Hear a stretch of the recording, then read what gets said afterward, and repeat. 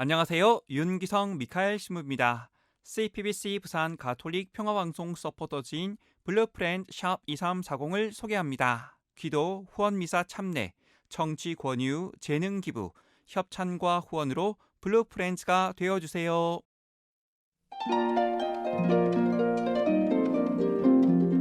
연중 제14주간 수요일에 보내드리는 오늘의 강론, 부산 가톨릭 평화방송 국장 윤기성 미카엘 신부의 강론을 들으시겠습니다. 오늘 복음은 마테오 복음 10장 1절에서 7절까지의 말씀입니다.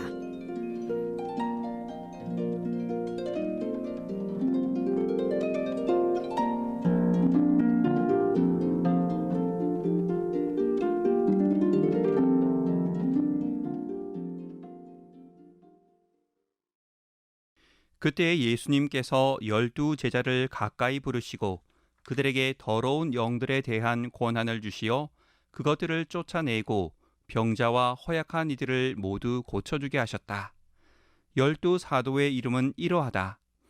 베드로라고 하는 시몬을 비롯하여 그의 동생 안드레아, 제베데오의 아들 야고보와 그의 동생 요한, 필립보와 바르톨로메오, 토마스와 세리 마테오, 알페오의 아들 야고보와 타데오, 열혈당원 시몬, 그리고 예수님을 팔아넘긴 유다 이스카리옷이다.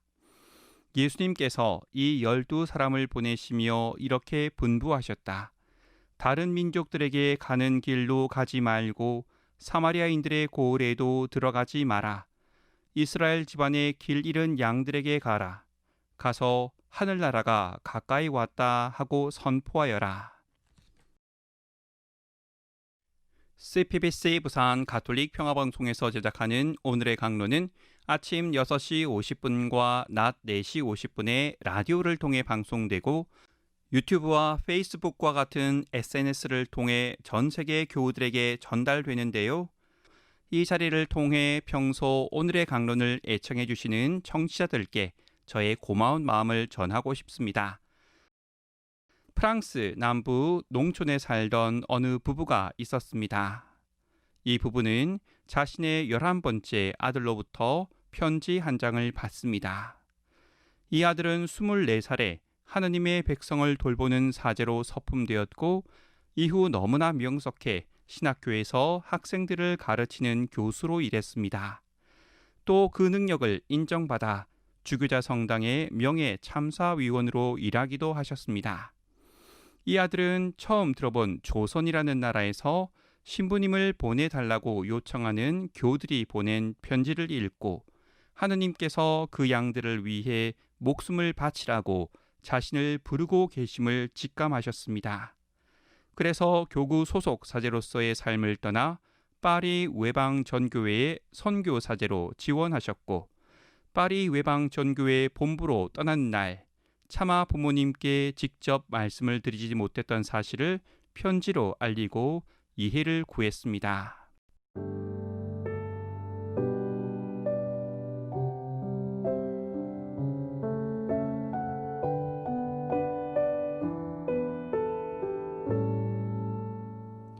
사랑하는 부모님께 하느님의 뜻에 따라 이제까지 지상에서 아낌없이 사랑해온 모든 것과 이별해야 할 시간이 되었기에 부모님께 이 서한을 올립니다.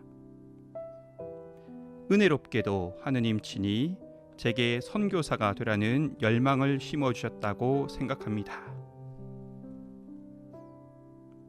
사랑하는 부모님, 불신의 늪에서 허우적거리는 무수한 백성의 영적 필요를 헤아리시고 우리가 애덕으로 도와주기를 기도하는 저들의 울부짖음을 살펴주십시오.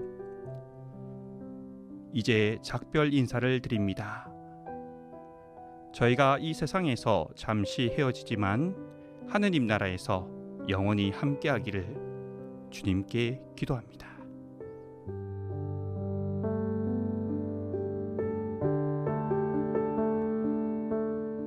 우리나라 조선의 첫 주교님으로 임명되신 브리기에르 주교님께서 33살에 부모님께 보내신 편지입니다.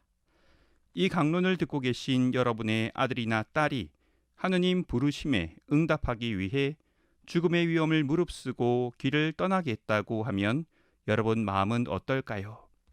비록 주교님은 조선에 있는 교들을 돌보기 위한 긴 여행을 하시는 동안 지병을 얻어 꿈에 그리던 조선에 입국하지는 못하셨지만 예수님의 복음을 전하기 위해 온전히 자신의 목숨을 바치셨습니다.